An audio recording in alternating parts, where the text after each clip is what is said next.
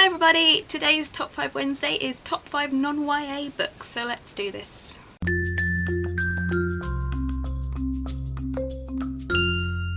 This week's top 5 was actually pretty easy for me. I read quite a lot of non-YA books anyway, so the majority of this top 5 is actually kind of my top 5 favourite books in general, with a few minor exceptions, but it's pretty much my top 5 books of all time. At number 5 is a book which I first studied for school, and when I first started it I actually didn't understand a word with what was going on, and that was Beloved by Toni Morrison.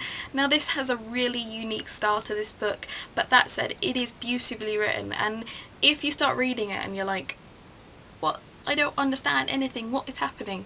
Please just continue on with it, because I personally am so glad I did. This is about a couple of African American women living in the deep south during the mid-1800s, and it's about a mother and a daughter essentially, and the mother has a lot of terrible things that have happened to her in her past as a result of slave labour and things like that, and the kind of main thing about this is that she had a child which died when it was a baby, and this child essentially kind of haunts this house, or she believes that it haunts this house that she and her daughter are living in.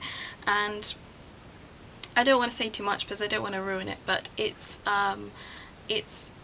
a really difficult book to read, but it's beautifully written. I'd really recommend it. At number 4 is Blindness by Josie Saramago.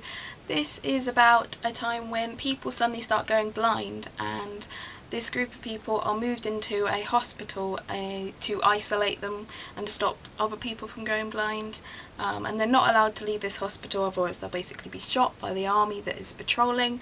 And this one woman, for some reason, she doesn't go blind, and she pretends to be blind in order to go into this hospital and look after her husband basically. And it's quite horrible to read, like some of the stuff that goes on, like the living situations in this hospital are horrible, and because these people can't see and they can't really look after themselves, it's just generally some horrible stuff starts happening basically.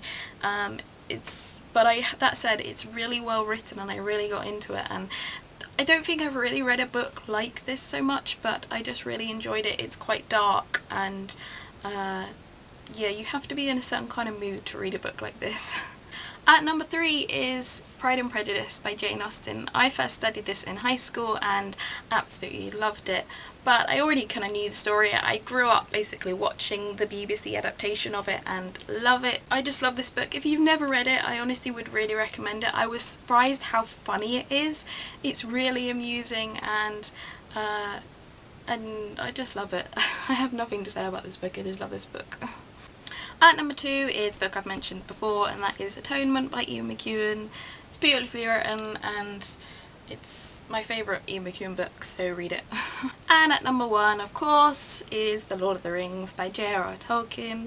I've read this book so many times and love it, and yeah, no book comes close for me, so yeah, that's my favourite book. Regardless of YA, it's my favourite book. So that's it for this week's top 5. I will see you next week for another top 5 Wednesday, but until then, bye!